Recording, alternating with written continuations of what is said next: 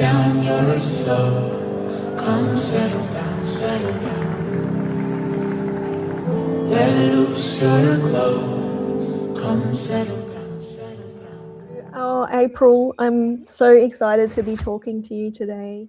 April, I first became aware of you and your horsewomanship probably 10 years ago now, when I was working at Horses for Hope. And it was a place where we were helping to rehabilitate horses that had experienced trauma. And it was a therapy for people also who had experienced trauma, in that they were helping to help the horses. It was a beautiful program. And at the time, Equitana was on. And we all started to pore over the Australian Brumby Challenge, which was a part of Equitana. I was consuming every beautiful post that you put up on your YouTube channel, and it touched me so deeply, the work that you were doing with this beautiful little Brumby, and how gentle and how compassionate and how thoughtful and deep you were in the relationship with him. And I was blown away when I realized that you lived sort of just down the road a bit and round the corner and down the road and round the corner. It just blew my mind that you were a neighbor. And that's when I tracked you down and started to watch some of your fence sits, some of your workshops, and follow your work. It's a real honor to be talking to you today. Thank you for being here. Thank you for having me. Yeah, thank you. It's nice to connect. Yeah. We've crossed paths again a few times recently, which has just been such a delight, because you were away for several years. Yeah. And now you're back. Back again. Yeah. Yeah, that's great. So, April, you've been a horsewoman all of your life. You were riding before you could walk. Mm-hmm. Your family and, your intergenerational horse people. Yes. And you're predominantly, you've grown up with, I guess, the Western style of horsemanship. Yeah, mostly Western, and then I've kind of just gotten intrigued and branched out into different areas over time. Yeah. And when did your work with the natural horsemanship begin? Was that right from the very beginning? Yeah, I would say so. My dad rode with Pat Pirelli, I think back in the 80s. So 80s, yeah, it would have been the 80s. And so I was just a little kid then. I was born in the 80s. So yeah, he was, and that was before Pat Pirelli became the big, trademarked kind of version. My dad rode with him, and so he was also interested in Ray Hunt and Tom Dorrance and those guys as well. So there was always that connection. So Dad's always kind of influenced me in that way. And he obviously had the Western background because he lived in the US when he was younger as well. And so that kind of came through, and then I've just branched and kind of explored from there.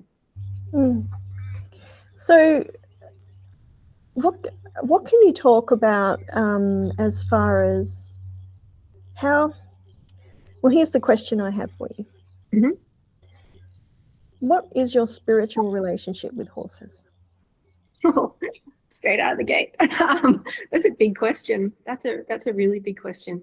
I guess spiritually, I would say I'm not religious. I'm very spiritual. I definitely believe that there is a lot more than what we can generally see in our day-to-day. We're more than just flesh and bone, and a lot more.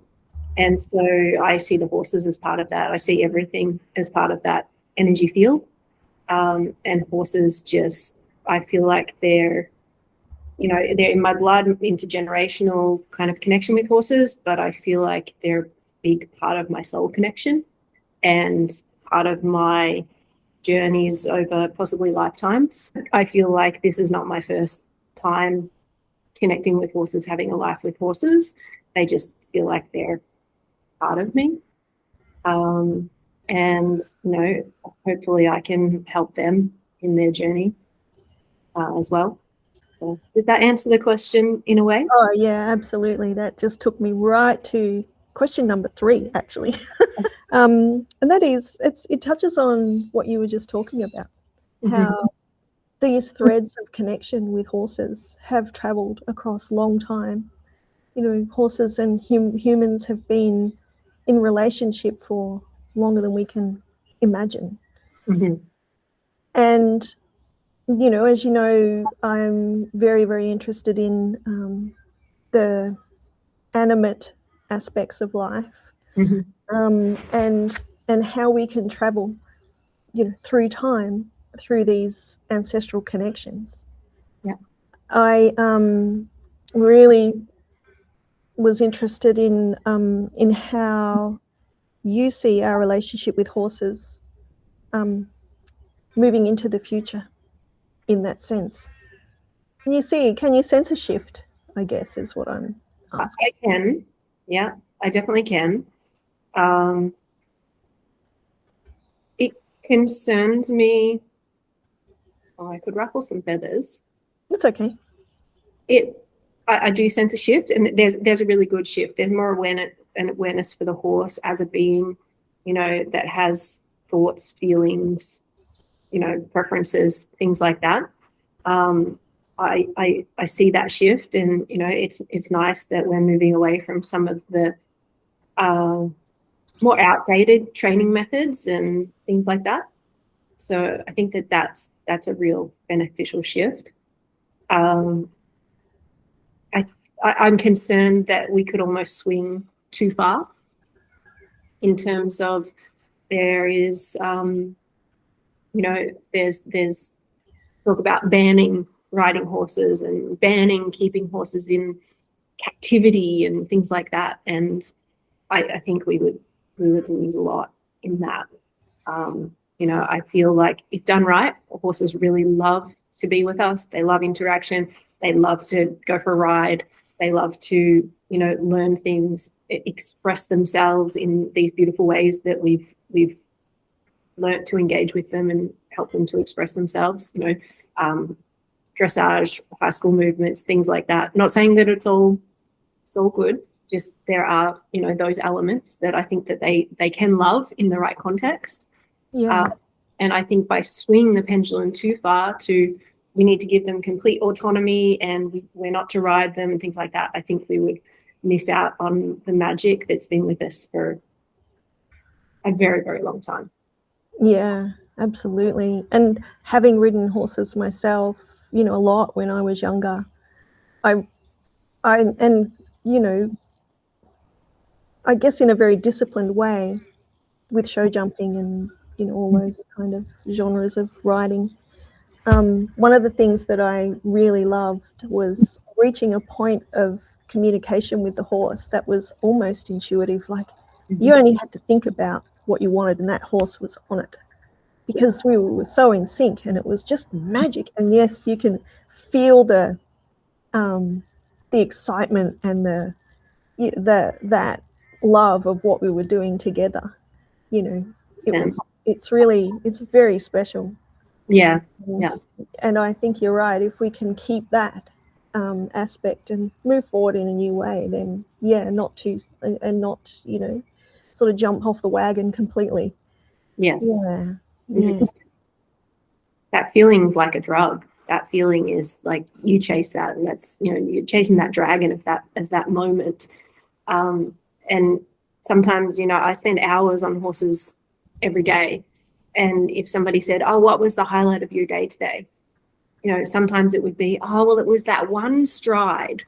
You know, one stride, you know, we're going around to the left and we were by that tree, and just there was that one moment where I just felt that we just locked into that connection, or, you know, the horse just read me perfectly. And sometimes that's the highlight of my day. I chase that all day. It's just that moment where you just lock into each other. Yeah. That's beautiful. How many horses are you playing with at the moment? I rode 3 this morning. So I like to usually have 3 to 4 client horses at the same time. With the property, it's still, you know, taking a lot of my time, and so maintaining that, I'm kind of keeping it at 3 at the moment. And then I have one of my own who I try to ride when I can. I rode him Saturday, Sunday, but yeah, oftentimes he's the one that misses out. But he's had about 16 rides now, so he's still pretty green, but he's so fun. Yeah, right at the beginning. Yes. Yeah. Okay, so next question.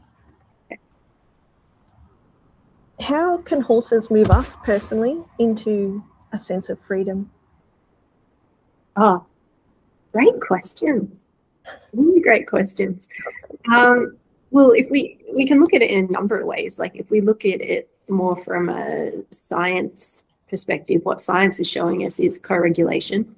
And so horses can help, you know, they have such a big electromagnetic field that they can help us to regulate, and they can help us to shift our nervous systems.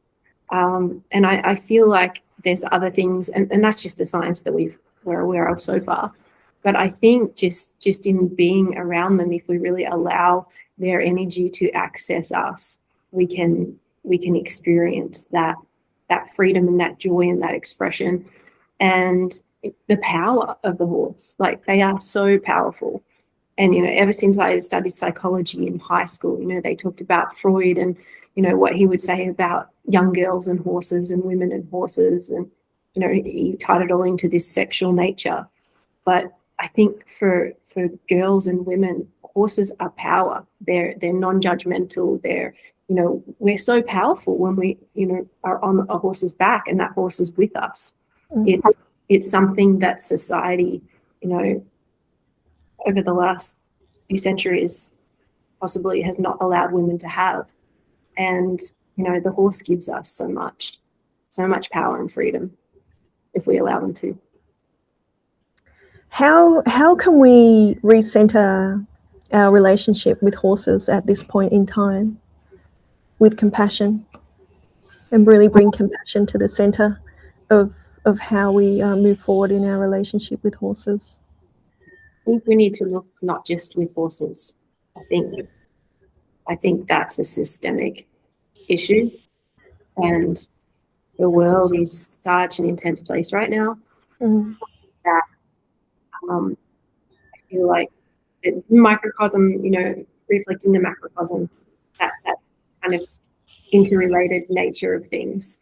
And I feel like, yes, we can work on, you know, compassion with our horses, and that might make us better out in the world. And we can work on our compassion and empathy out in the world, and that will help us to be better with our horses. I think it's really working on ourselves and not letting the world kind of make us hard and spiky, because I feel like the world's kind of pushing us in that direction in some ways. And the horses can help us to connect to that if we see them and we connect with them and we try to understand them and understand what, you know, what they're trying to communicate. That can help us to bring us to that place. But I think we just have to be careful of the way that the world is shaping us. Yeah, it becomes a resource, doesn't it? Yeah. A good resource. Yeah, that's very, very important in these times. Yeah. Yeah, I found also, you know, a lot of what you were talking about then, you know, the science of the electromagnetic field of a horse, is a lot of that we brought into the work that we did at Horses for Hope too, that, you know, a horse can read your heartbeat. A horse will match your nervous system state. So whatever state you are in affects the horse. Yeah, 100%. And I think that that's really an important thing for people to become aware of. You know? And it does help us to, when you do become aware of it, and you become aware of, oh, how am I breathing? How's my heart? You know, what's my posture? Is it? Yeah. You know, am I holding my body? Yeah. How am I holding my body? Am I glaring at the horse, because that's very predatory, and they're very sensitive to that too. You know, like it brings you back into a gentleness. Yes, definitely. Being around horses that I really love and appreciate, and that's one of the things that I just adore about you and your work and watching you work is that you are always so centered in that gentleness.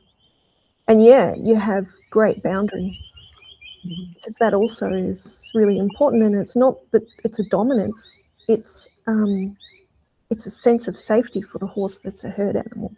100%. Yeah, there's got to be that balance. That's really a really important aspect, for sure.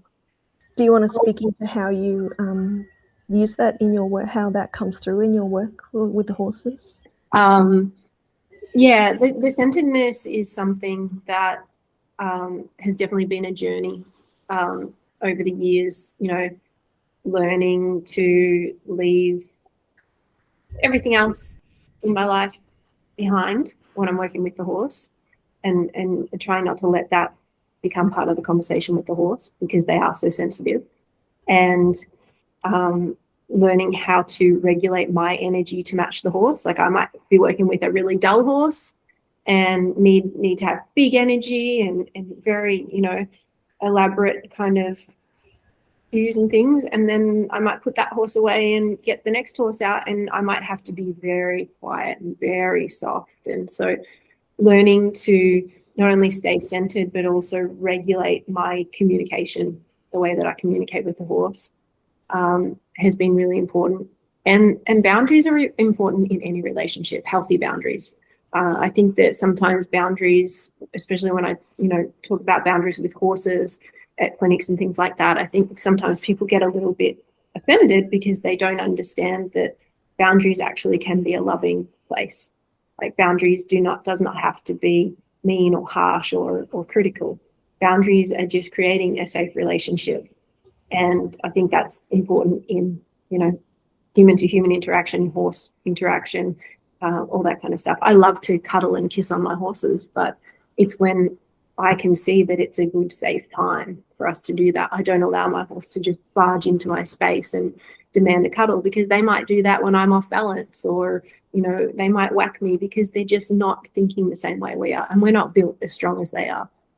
So yeah, having that balance is really important. And horses feel so much, I find horses feel so much more calm and centered themselves when they know where to be, when they have boundaries.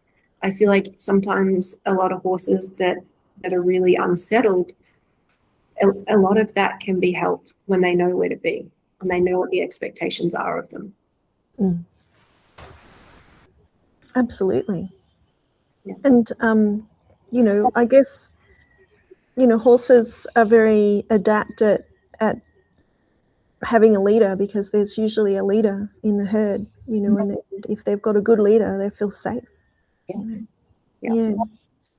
So getting back into the more non-physical aspect of our relationship with horses, and you touched on it a little bit earlier around, you know, the deep ancestral connection that you have. Do you ever draw on that ancestral connection? Oh, consciously, I don't think so. I acknowledge it. I've had some experiences where I've seen some of those connections.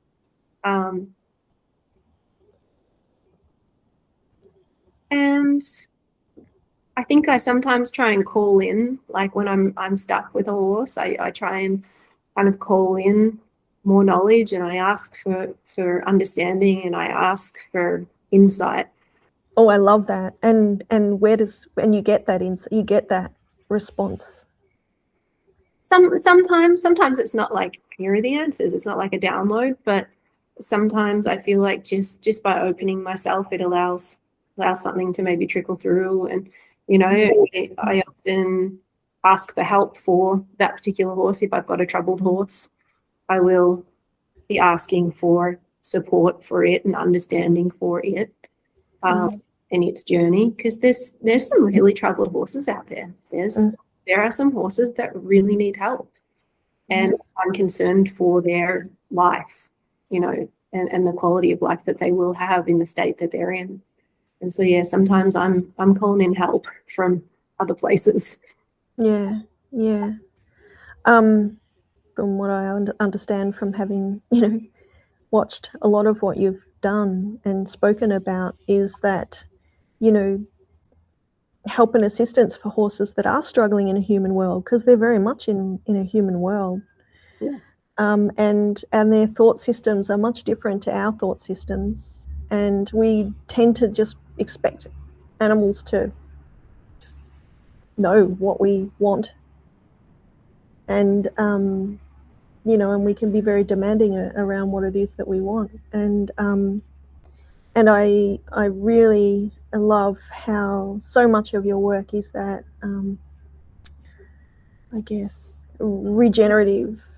It brings the horse back into its sense of peace and calm and safety, and I think every horse that you work with would be on that level in some way. Every horse that I work with on that level, can you just clarify that? Would be helping it to feel okay in a human world. Yeah, definitely. Yeah, I'm trying to get them to feel comfortable, trying to help them to understand a dialogue. But sometimes I have some experience with shamanic work. I think the internet just froze. Okay. Yeah, so I have some experience with shamanic kind of schools, and it's almost like some horses are fractured almost on a mental level or on a soul level. Like there's something that's not quite whole and cohesive. Like they're really, really some that are really challenged. And so trying to bring them back together. And trauma is such a tough one because their brain, you can go to talk therapy as a human. You can, receive other different types of therapy and things like that. But horses are so different, and they're wired for survival. That is such a huge thing for them. We've stepped so much away as humans from our survival because of the lives that we've built in modern society. Survival is not such a prominent task for us. But for horses, they still, they still see mountain lions and saber-tooth tigers and things at every corner. They're still so wired for that survival. And just trying to help them to realize that humans not a threat. There is a dialogue that makes sense. There is always a place where you can have peace and comfort in this conversation. That all that stuff is just really important. And companionship too. Yeah, connection. Yeah. One thing my dad used to always say when I was younger, he taught me to start horses when I think I started my first one when I was 10. And I don't know if it was that one or one after that, but I went for my first canter, and he kind of humped up a little bit and, dropped it. He wasn't bucking. He was just kind of like, oh, this feels funny. And I think I kind of pulled him up like, oh, you shouldn't be doing that. And my dad said, no, leave him. He's okay. He's just trying to save his own life. He's just trying to save his own life. Like they're just trying to save their own life. The things that they do, they're just trying to survive. And they think that they need to do those things. But a lot of the threats aren't what they think they are. Absolutely. What a profound learning at 10. Yeah. My dad started his first pony when he was 10 as well. Oh, wow. Is your dad still working with horses? He came and rode one with me on my birthday. So a couple of weeks ago, it was my birthday. And so he came and I said, all I want to do today, he was like, oh, let's go. He comes and helps me a couple of days a week on the property, which is amazing. He's the best. And so, he's like, what do you want to do today? We could fix this or we could work on that project. And I said, no, all I want to do today is ride my horse. So let's saddle up and let's go for a ride. He hadn't been on a horse since we moved from Bataguinea. Wow. So I saddled up a horse for him and we went for a ride, our first ride together around the property. So that was pretty exciting. How magic. Yeah. He's good dad. Yeah, he's great. Is he still doing his braiding? He is, yeah, he is. Beautiful braiding. Amazing. I've actually got one of his pieces sitting here for Let's have a look. Let's have a look. Can you get it? Yeah, it's here for somebody to pick up. One of the horses that I have in training, we made it. So it's a Bosal. So it's kangaroo leather, and then he's put the hanger on it as well. So let's see if I can hold it up. So it's all black, so that you can't see. Just divine. I love the Bosals too. I love it in the front there. It's beautiful. Yeah. And it's pattern in the back. Wow. Wow. So that'd be a rawhide core with I don't know what does it say? I'm not sure what sort of rawhide the core would be, but I'm guessing it'd be cow, and then the outer is kangaroo leather. Yeah, he's pretty special, isn't he? Yes. That's amazing work. That's amazing work. Can I ask when your birthday is? July 29th. Oh yeah. You Leo? Leo sun, Leo moon. Oh, look out! No wonder you shine bright. There's a lot of Leo in there. Yeah, I think you need it to hold what you do, for horses and for people and for, humanity. You teach a lot. You're shifting a lot in our consciousness around horses and being with them and having, a relationship with them that is really well settled. Yeah.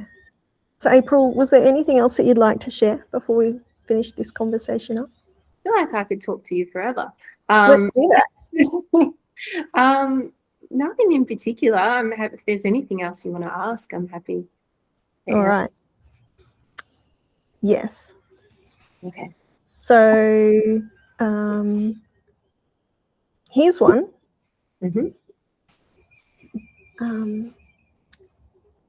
Do horses move you into an altered state? Being around them, does it move you into an altered state? I think it does. Yeah. Subtle, but time ceases to exist. And yeah, I just feel like I do feel like I'm in a bit of another dimension. Yeah, it's not like a psychedelic, like really intense thing, but yes, it definitely shifts into something else for sure. Yeah. And that's why sorry, go ahead. No, go on. That's why for me, I really don't like to have too many horses in training. I like to have my days like fairly open so that I can just be with them. I struggle with if I have people around, too many interruptions. I always have people who, can I come and like watch you ride, and can I, like people. Yeah, I like to just be in the zone with the horse and no distraction. And so I love to share what I do, but for me that it takes me out of that space a little bit. Yeah. And so I just really like to just be able to just narrow in and focus and just be in the zone. I feel like teaching takes me into that place in a different way. So I feel like sometimes when I do teach, not always, but sometimes it's almost like the words are just flowing through me. And sometimes I'm listening to what I'm saying. I'm like, oh, that's really good. I should do that. That's a really good one. And it's almost like things like trickle through, and they're really special moments too, when I feel like, I'm actually teaching information, but I'm actually learning and putting the pieces together at the same time. So yeah, I think I'd never thought of it. Yeah, you've asked a few questions that I had never really thought consciously about it, because I've just done it all the time. Yeah. I've just stepped back and gone, oh yeah, I do kind of go into a different zone, don't I? I'm really curious to know about your shamanic understanding, teaching, training that you've experienced. Yeah. I can go into that. So, interesting path to get there. So I feel like in Australia, even in the US, everywhere in the world, there's a bit of a negative kind of connotation with Burning Man. A lot of people like think it's just a big party out in the desert, but there's actually a lot of deep connection and learning that happens at Burning Man. And so I went to my first Burning Man in 2006, and I stumbled into this. There's lots of workshops during the day. There's just hundreds of workshops, all from everything, anything you could think of. You could probably learn at Burning Man. And so I'd always felt this connection. Like I'd always been a bit of a seeker in terms of spirituality. I'd always been curious, and even in my teens, I'd been kind of dabbling in different things and curious about things, but I never had anybody to ask around, Vatican and vanilla. I just didn't have those connections. And so I'd kind of explored a little bit different things when I was living in California and up in Canada. And then I stumbled into this shamanic workshop at Burning Man. And I met a man named Barnaby Rue, who I think he's a professor of shamanism at New York University. And he was leading this workshop. And so they took us through soul retrieval and I'm having a mental blank. Basic shamanic journeying with soul retrieval and extractions and things like that. And Barnaby just kind of recognized me and just connected with me. And, we ended up having these conversations, and he invited me to come back, and this developed a relationship that spanned quite a long time. I had him come to, when I was living in Canada, I introduced him to a bunch of my friends, and he came and he did a workshop in Canada for us. And my dad actually attended that workshop, which was amazing because he was staying with me at the time. And so yeah, I explored I started exploring the shamanic arts in that way. And then I got involved with Native American Indigenous culture. I've traveled to South America and been involved in Indigenous culture down there. And, there's a lot of different, some of it wouldn't be called shamanic, but there's a lot of different things in that kind of field that have really interested me and that I've delved into.